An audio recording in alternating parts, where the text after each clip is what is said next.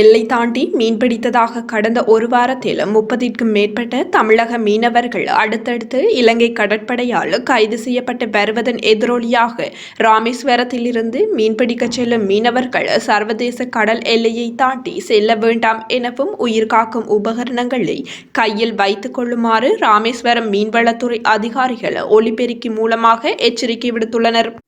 ராமநாதபுரம் மாவட்டம் ராமேஸ்வரத்திலிருந்து கடந்த சனிக்கிழமை மீன்பிடிக்க சென்ற 3 விசைப்படகுகளையும் அதிலிருந்து 22 மீனவர்களையும் எல்லை தாண்டி மீன்பிடித்ததாக இலங்கை கடற்படை கைது செய்து யாழ்ப்பாணம் சிறைச்சாலையில் வைத்துள்ளனர். அதனைத் தொடர்ந்து நேற்று செவ்வாய்க்கிழமை 10 இந்திய மீனவர்களை இலங்கை கடற்படை கைது செய்துள்ளனர். தமிழக மீனவர்களை தொடர்ந்து இலங்கை கடற்படை கைது செய்து வருவதால் மீனவர்களிடையே அச்சம் ஏற்பட்டுள்ளதாக அப்பகுதி தகவல் தெரிவிக்கின்றன. இந்நிலையில் கடந்த சனிக்கிழமை மீன்பிடிக்க சென்ற 22 ராமேஸ்வரம் மீனவர்களை இலங்கை கடற்படை சிறைப்பிடித்ததை கண்டித்து ஒரு நாள் அடையாள வேலைநிறுத்த போராட்டத்தில் ஈடுபட்டனர். இன்று வேலைநிறுத்த போராட்டம் முடிந்து கடலுக்கு மீன்பிடிக்க சென்ற ராமேஸ்வரம் மீனவர்களுக்கு ராமேஸ்வரம் மீன்வளத்துறை உதவி இயக்குனர் அப்துல் ஹாதர் ஜெய்லானி உத்தரவின் பேரில் மீன்வளத்துறை அதிகாரிகள் ஒலிபெருக்கி மூலம் எச்சரிக்கை விடுத்துள்ளனர்.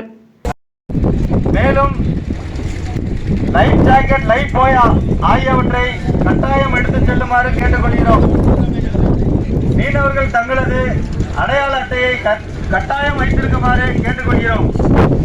இப்படிக்கு மீன்வளத்துறை ராமேஸ்வரம்.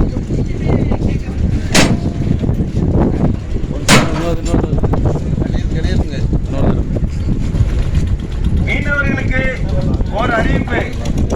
ராமேஸ்வரம் துறைமுகத்திலிருந்து மீன்பிடிக்க செல்லும் மீனவர்கள் இந்திய எல்லையை தாண்டி மீன்பிடிக்க வேண்டாம் என கேட்டுக்கொள்கிறோம்.